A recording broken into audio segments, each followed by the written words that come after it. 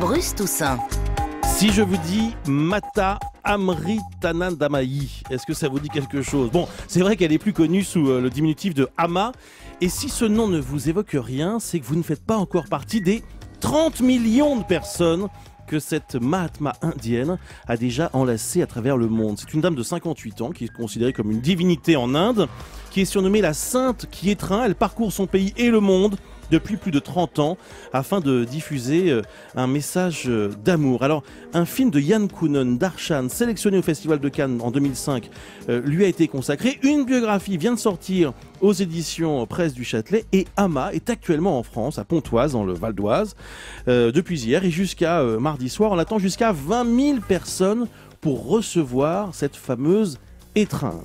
Jana Schmidt est avec nous, bonjour. Bonjour. Vous êtes photographe et c'est vous qui publiez cette biographie aux Presses du Châtelet, mère de toutes les sagesses, préfacée par Isabelle Adjani, c'est chic quand même tout de même. Ouais. Et Manuel Collat de la Roche, bonjour. Bonjour. Vous êtes producteur de cinéma et vous avez produit le fameux film Darshan. Point commun entre vous deux, Oui. vous avez rencontré Ama. Vous avez reçu cette fameuse étreinte. Qui est vraiment Ama, la sainte qui étreint? C'est jusqu'à 9h30 sur Europe 1. Alors tout de suite pour dissiper doutes, interrogations, pour ceux qui nous écoutent ce matin sur Europe 1, cette fameuse étreinte que cette femme donc propose, qu'est-ce que ça vous a fait concrètement? Combien de temps ça dure? Qu'est-ce que c'est? Jana, expliquez-nous. Ce qui est inexplicable, je le sais, mais quand même, il faut essayer de nous aider là. Je comprends. Alors, non, en fait, la première fois, c'est vrai qu'on est très curieux. Donc, tous les gens qui arrivent ne sont pas forcément informés, effectivement, de en quoi consiste cette étreinte, ce câlin, comme on dit. ouais. Donc, en fait, moi, je pense que c'est un échange qu'on fait avec elle, en fait. Donc, elle est là, elle nous prend dans ses bras, elle nous serre, ça dure quelques instants, je sais pas, je ne saurais pas dire combien de temps, parce que le temps est en suspension. Ouais. Donc, peut-être 10 secondes, 15 secondes, ça dépend. Et Elle vous parle? elle nous parle, elle dit une prière, en fait, dans notre oreille, donc dans sa langue. Et c'est vrai qu'à ce moment-là, on sent une sorte de décharge d'énergie très très forte, donc on va dire du bonheur, des choses très très positives qui nous arrivent, et c'est tellement même violent et fort que parfois les gens pleurent, ça fait pleurer. Vous y êtes allé avec un a priori? Pas d'a priori, pas de préjugés, ni positifs ni négatifs. Ouais. Vous n'attendiez rien de particulier au fond? J'espérais que ça soit une expérience positive au moins, voilà, mais j'étais pas dans une attente idolâtre ou des choses comme ça. Manuel, oui. Qu'est-ce que vous avez ressenti vous aussi quand Ama vous a pris dans ses bras? Vous savez, Ama est une grande figure humanitaire de l'Inde. On peut la comparer à un Mahatma comme Gandhi. Et c'est vrai que la première fois, comme le dit Jana, elle nous prend dans ses bras et elle fait ce qu'une mère fait à ses enfants. Elle donne l'étreinte, donc qui est le darshan. Et en fin de compte, il y a cet échange d'amour que je trouve que de nos jours, vous le savez, comme on est tous sur nos internets, sur nos Blackberry, on est de moins en moins en contact les uns les autres. Et elle crée un peu ce lien entre les uns et les autres. Et elle transmet cet amour universel et inconditionnel. Donc c'était assez fort. Et alors reconnaissez, pour les sceptiques qui nous écoutent, que ça peut paraître quand même bizarre, pour pas dire, je sais pas, ridicule, qu'une simple étreinte de quelques secondes puisse provoquer cela. Justement, ce qui est intéressant, c'est que c'est pas une simple étreinte de quelques secondes. C'est que cette étreinte peut emmener au fait de s'intéresser à ce qu'elle fait, donc ses actions humanitaires par exemple. Et ce qui est intéressant, c'est que c'est une figure spirituelle très concrète, c'est-à-dire qu'en fait, elle agit constamment. Sa vie, c'est l'action, en fait. Hein. Donc sa vie, le darshan, c'est qu'une partie, on va dire. C'est une manière de rentrer en lien avec les gens, de se faire connaître aussi. C'est un échange. Mais ensuite, ce qui est intéressant, c'est de s'intéresser à tout ce qu'elle fait. Et en fait, j'allais dire, le darshan prend aussi toute sa valeur si on est conscient que c'est une femme qui change beaucoup de choses en Inde, mais pas seulement en Inde, puisqu'elle agit aussi sur les autres continents, au niveau de la médecine, du droit des femmes, du droit à l'éducation, par exemple pour les jeunes filles en Inde, ce qui est un gros problème, Alors, etc. C'est intéressant de s'arrêter un instant aussi sur son histoire. Oui. D'où vient-elle ? Justement, elle vient de nulle part, j'allais dire. C'est-à-dire qu'elle vient d'un micro-village au bord d'une lagune au fin fond du Kerala. D'une extrême pauvreté ? D'une extrême pauvreté. Ouais. Elle n'avait rien. Tout le monde était contre elle parce que ce qu'elle a fait au départ était interdit. C'est-à-dire que, par exemple, éteindre des hommes, des gens qu'on ne connaît pas, c'est impossible. On n'a pas le droit de toucher quelqu'un si on n'est pas de la même caste, c'est ça hein. Exactement. C'est interdit. Et en plus, une femme ne va pas étreindre un homme qu'elle ne connaît pas. Donc c'est encore plus impossible ce qu'elle a fait. Et pourtant, elle a été tenace. Elle savait que c'était par cet échange d'affection. Elle savait que les gens avaient besoin de cette affection comme ça, dans l'instant, quelque chose de très simple en fait. Et puis ensuite, bien sûr, c'est quelqu'un qui a aussi une philosophie. C'est ce qui est dans le livre, justement. On peut découvrir sa pensée. Mais quel a été le déclic au fond ? Quand est-ce qu'elle a commencé ? Elle a commencé toute petite. Elle a commencé... Elle écrivait des prières, elle chantait des prières, elle était... Et tout de suite, les gens ont ressenti quelque chose de particulier. C'est-à-dire que quand, en sa présence, il y avait une forme d'attraction, les gens avaient envie de rester auprès d'elle. Donc de plus en plus de gens sont venus la voir, de plus en plus loin, même des Européens sont arrivés quand même assez vite, ont entendu parler de cette femme.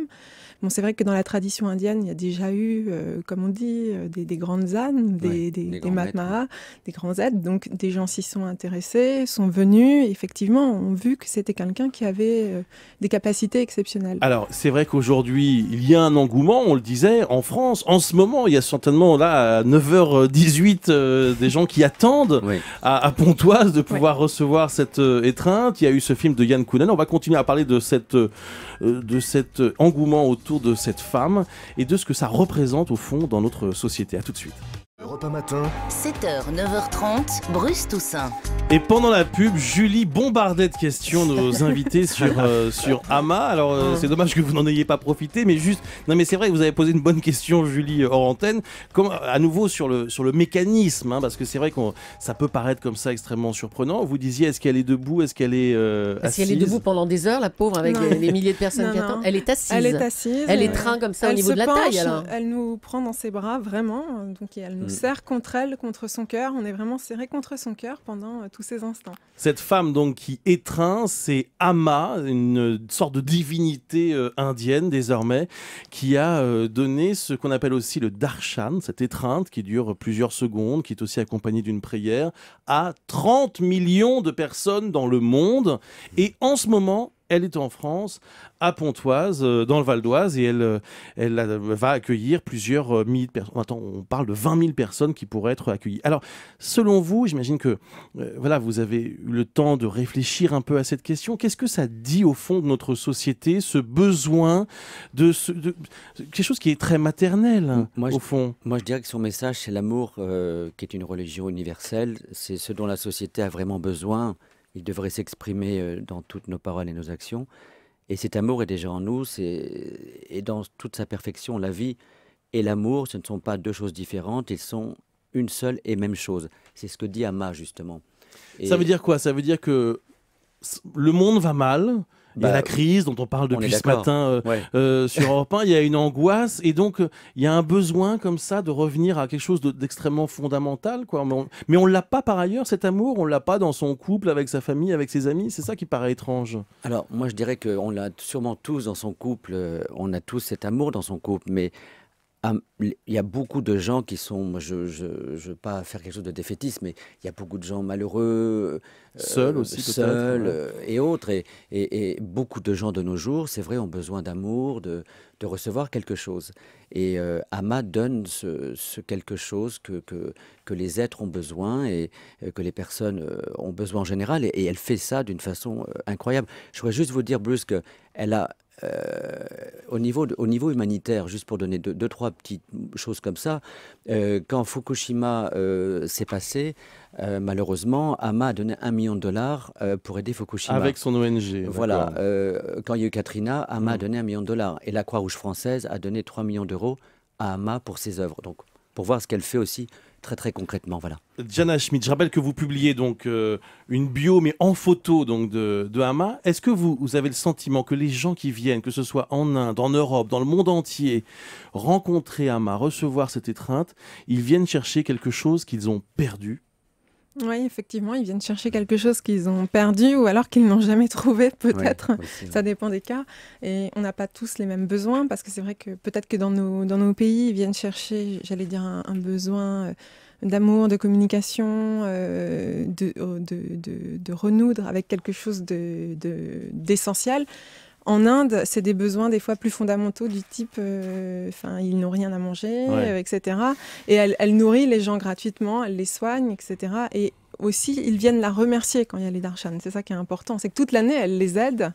Et quand il y a ces manifestations où elle vient, ils viennent la remercier. Mais c'est un échange. Est-ce que c'est pas aussi profondément déprimant de voir que autant de gens se sentent seuls et ont besoin de quelque chose d'aussi simple, même s'il y a évidemment beaucoup plus. C'est très spirituel, on l'a bien compris. Moi, je dirais pas que c'est une vision noire de notre société quand même. Non, je trouve pas, parce que justement pour moi c'est un espoir, parce qu'il y a énormément de monde qui en prend conscience. Et puis, elle est dans une dynamique, elle est dans l'action. Il ne faut pas oublier que c'est une femme d'action, donc on est poussé à avancer avec elle. C'est ça qui est important. Et c'est gratuit ou pas? C'est totalement gratuit, bien sûr. Alors, on peut venir à l'heure qu'on veut. Puisqu'elle fait des dons, on a dit les gens reçoivent des dons. Enfin, Amma reçoit des dons, mais elle ne demande pas des dons. C'est pas payant comme un enseignement classique. Les gens font un don naturellement. Et ce qui est très étrange, c'est que les dons viennent surtout de l'Inde. Et je voulais vous dire, Bruce aussi, dans ses actions, Amma aide les plus démunis en Amérique. Ce qui est quand même ce qui est assez paradoxal. Oui.